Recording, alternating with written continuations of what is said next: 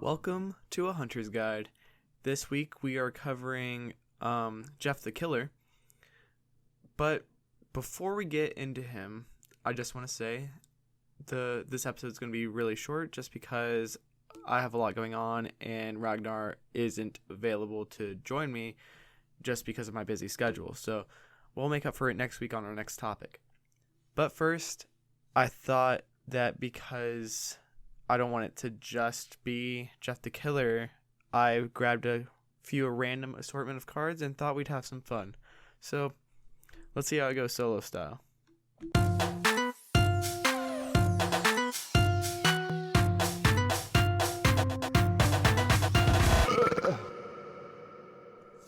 First up, we have some fill in the blank cards. Let's see if you can tell which blank I filled in. I'm sorry, Miss Chen, but there was nothing we could do. At 4:15 this morning, your son succumbed to elephantitis, and his nurse had to finish him off with snoo. Next card. Come to Dubai, where you can relax in our world-famous spas, experience the nightlife, or simply enjoy a murder by the poolside, free of charge.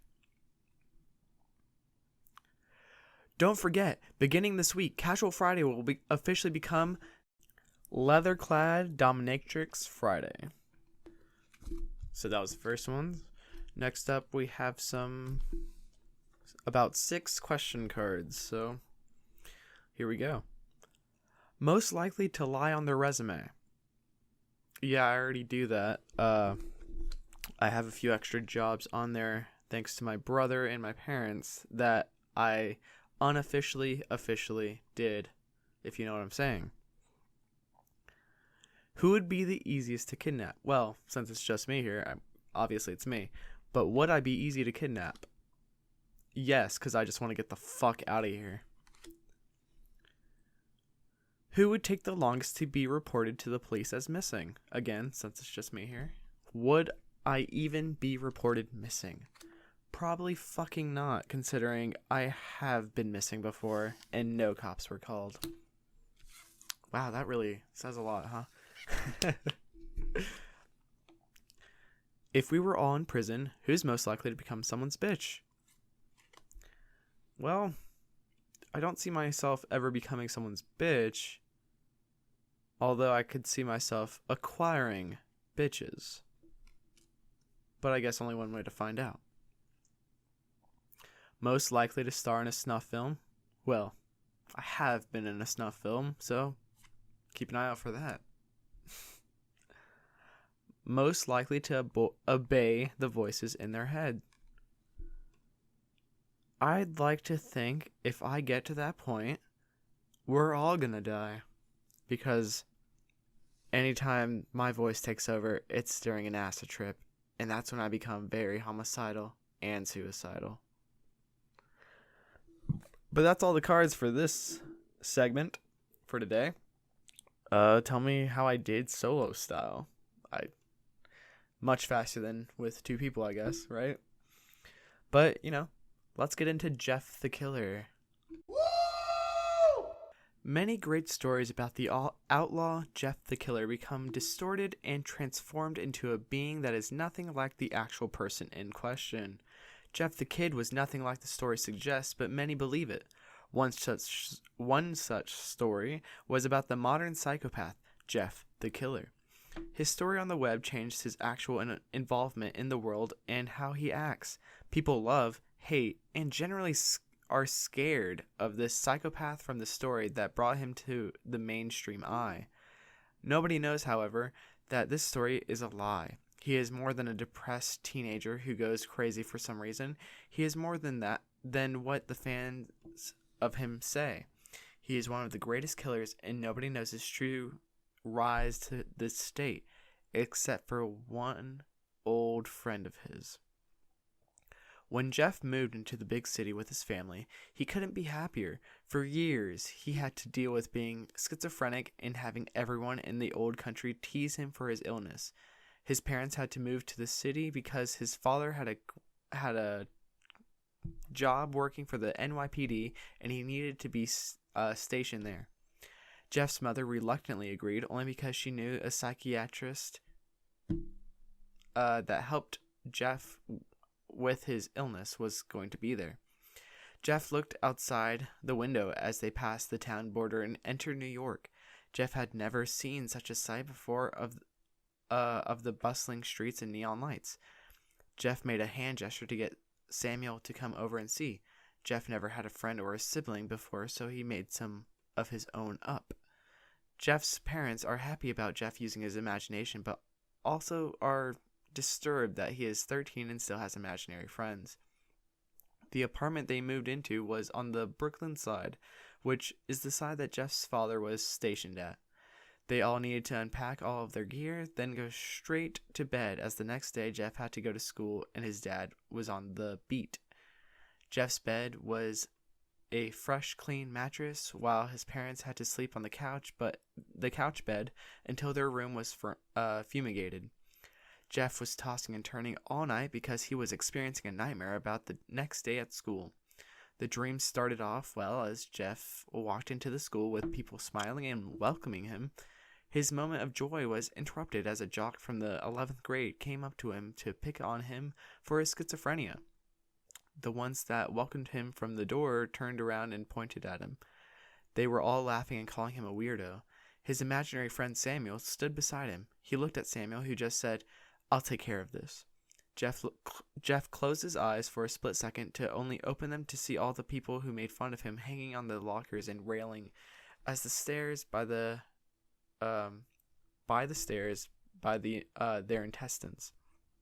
Jeff turned with quick haste to Samuel, who was at the end of the hallway. Jeff asked why Samuel did it, and Samuel just chuckled. "You're the one who did this." Jeff looked down to see a bloody knife in his hand and blood on his white hoodie.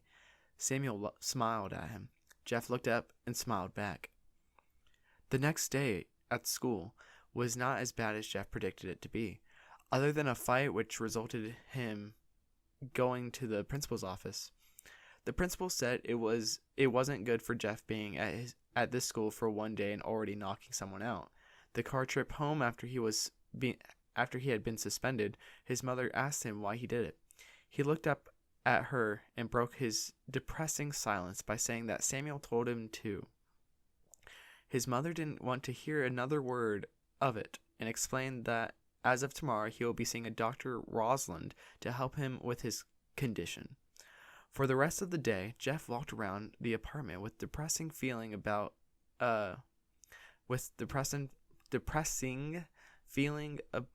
building inside of him. All he could think of was going to sleep. This sleep had another horrifying dream.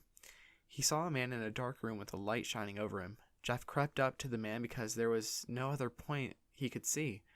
Jeff tapped the man on the shoulder to ask him where he was. The man turned around to show Jeff his disfigured face. Jeff leapt back when he saw the scar on his left ear, the exact same scar that Jeff has. "Oh, look, see this boy?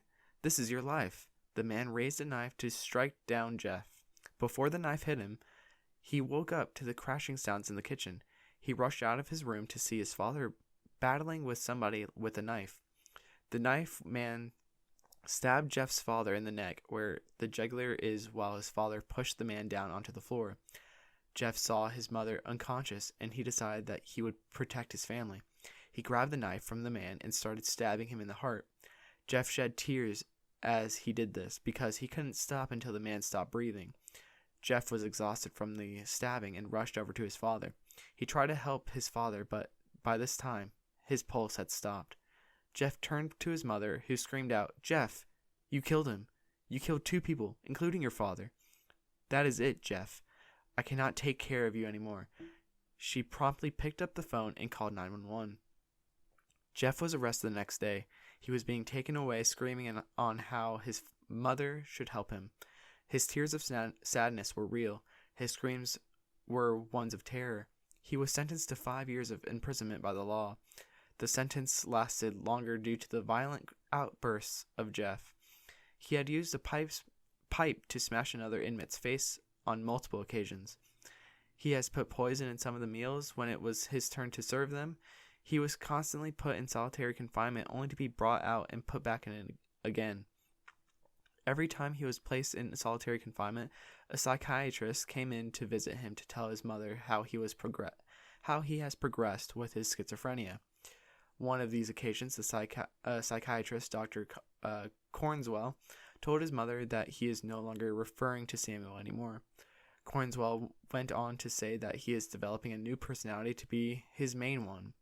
Jeff's mother looked through the one-sided window to see her son in the corner of the room, looking at her with a deathly look. Time passed when Jeff had to move to the adult prison. Dr. Cornswell said that he shouldn't be afraid of this as he will be there as well. Jeff smirked a little bit, then raised his head. Who said I was afraid? His time in the adult prison was running smoothly in his opinion. He made himself the most dominant by finding the dark secrets of the inmates and threatening to expose them all. Jeff carved a smile into his face using a spoon with enough pressure. His reason for doing it was to prove to everyone he was happy now. He said he will always be happy with who he is from now on. No matter the mistakes he has made, his sentence was increased to life because of numerous incidents. The main one being during a conjugal visit from his mother, he leapt from his chair and wrapped his hands around her neck. As the mother was spluttering with her last breaths, Jeff was saying something as horrifying with the deepest of angers anyone has ever heard. This is what you wanted. You wanted me to be happy, so here I am. Happy. The guards came in with their final spasms. The mother's body signified her passing. On his 25th birthday, Jeff fooled a guard to come close to him so he can grab the guard's chest to smash into the bars hard enough to crack a rib and puncture his heart. As the guard was howling in pain, Jeff grabbed the keys to unlock his cell. He dropped the keys next to the new blood-soaked uniform of the officer as he picked up the guard's nightstick. He started to walk to the exit of the prison when guards with pistols came around the corner. They demanded that he put his hands up. Jeff did not comply, so they shot him in his legs. He was still standing after the shots were fired and started to chuckle. He looked up and said to them, "I'll never be sad again. Instead, I will be happy." He lunged at them, flailing the nightstick into their bodies as they kept firing shots. The bullets hit his limbs, but he kept going about his way. He shuffled to the front door to the prison until he turned around and started shuffling to Cornswell's office. His shadow invaded the window on the door as 3 subtle knocks were heard. "Thanks for making me who I am." A man went into Cornwell's office at the prison where the greatest breakouts took place. He visited to pay his respects and to find some notes on a few patients that were transferred to him. This is where the notes were found on Jeffrey and his real story. Many of the man's patients have claimed to have seen a man that looked like Jeff, and they always say that he enjoyed pain the same way that Jeff does. The man found one last note, but it wasn't riled in Cornswell's writings. It was barely legible, but what it said was, "I heard you the other night. They wanted me to go to sleep. You will never make me sleep. Everyone thinks I have no redeeming qualities, but I actually do. I am happy for the first time in my life. Actual happiness. You can't take that away. Not now. Everyone wants me to go to sleep. I will make them go to sleep." Now that story was a new one for me. I haven't actually read that one before, but I'm going to cover one that I know a little bit more, or at least remember from back in middle school when Creepypasta was much more popular. I'm not actually sure if it still is today. I know the website kind of looks downhill from what I can tell. It's really hard to find any stories of my liking anymore. But this is another origin story of Jeff the Killer. Jeff was a 13-year-old who moved to a new neighborhood with his brother, Louie, and their parents. On their first day of school, they were accosted by 3 bullies named Randy, Keith, and Troy, who Jeff brutally beat up after they threatened them with knives. Louis took the blame for it and was arrested, sending Jeff into a deep depression. The bullies later attack Jeff again at a party, and Jeff kills one of them, but not before getting covered in bleach and lit on fire by Keith. During this fight, Jeff's mind permanently snapped. When Jeff woke up, he was at the hospital and his head was wrapped in bandages. When the bandages were taken off, it was revealed that his face had become disfigured and ghastly pale from the burns. With bright red lips and a leathery texture, Jeff said that he liked his face this way and laughed hysterically. But the doctor foolishly thought that this insanity was merely a side effect of the painkillers and let Jeff go home.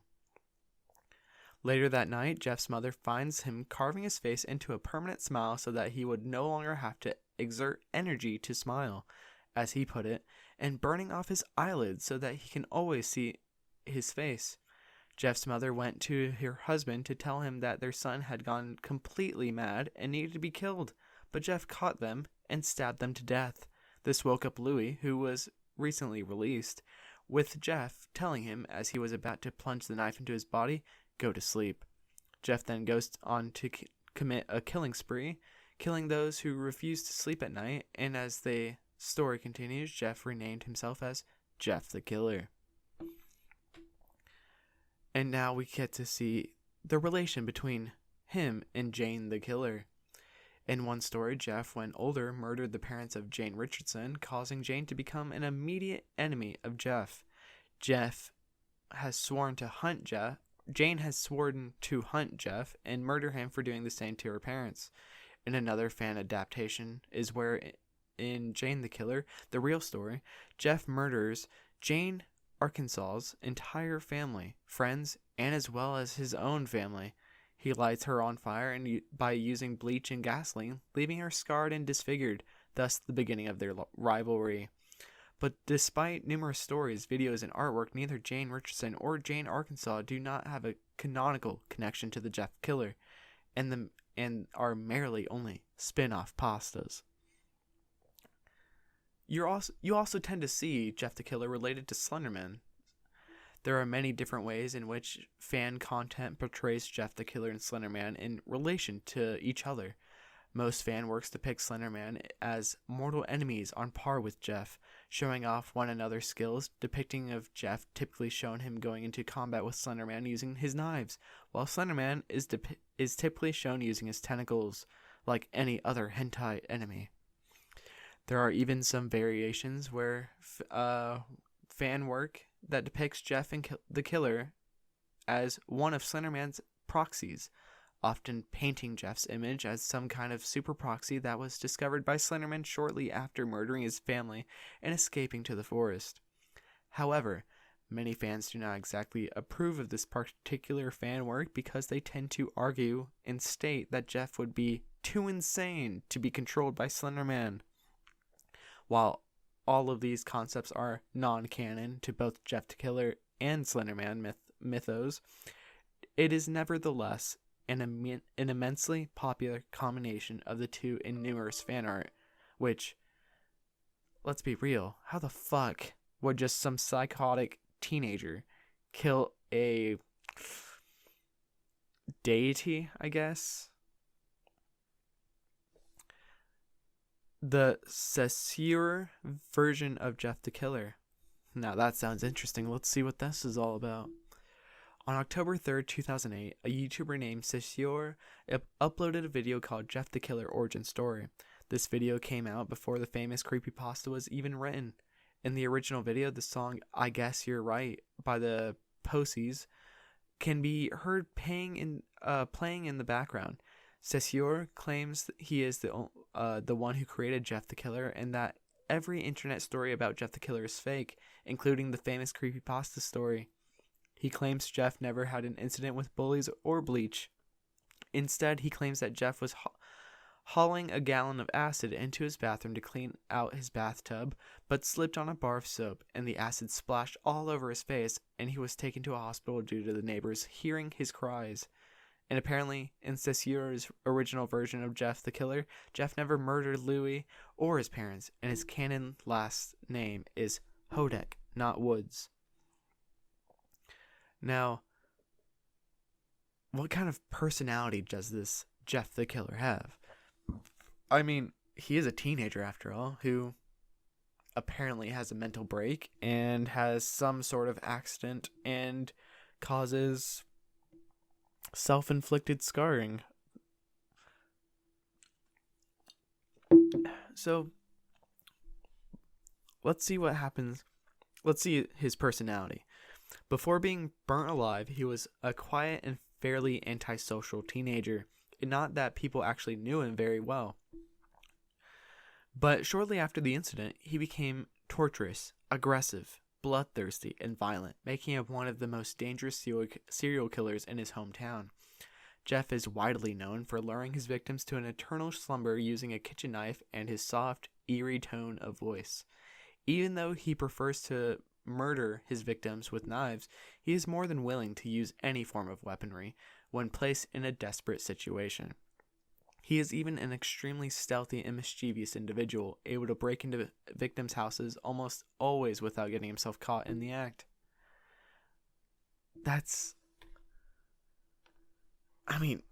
Come on, he's still just a teenager, right? What kind of powers and abilities can he have? Despite being an average human, Jeff appears to wield incredible supernatural abilities that only apply to his human attributes, such as incredible stealth, speed, and supernatural strength, used to mercilessly slaughter his victims. Jeff is displayed to be incredibly durable, able to overcome his parents and brothers simply by gutting them.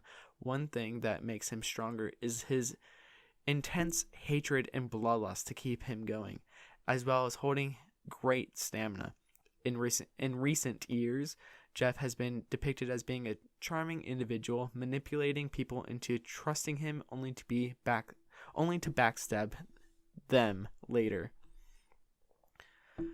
And that's all I'm gonna cover really with Jeff the Killer. He's always been an interesting topic. I wish the layout for Creepypasta was the same as when I was in middle school, because this new one is really hard to navigate for me. But he is an interesting Creepypasta story, and if you want to look more into him, I'm sure there's plenty of other YouTube videos or Creepypasta podcast coverings of him. And just remember, any story can become a tulpa as if anyone believes them. So remember to give every story a weakness. And with Creepypasta being so popular, especially within younger viewers who are very easily to believe what they read, watch out for what's out there, because you never know what could be out there.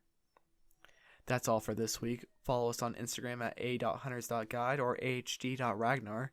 Send in some tips, suggestions, questions, or stories to our email at ahuntersguide@yahoo.com. Send us some donations at our Patreon or PayPal at ahuntersguide. All proceeds go to equipment and maybe some merch if we get enough feedback. Or just check out our page at pod.co/a-hunters-guide.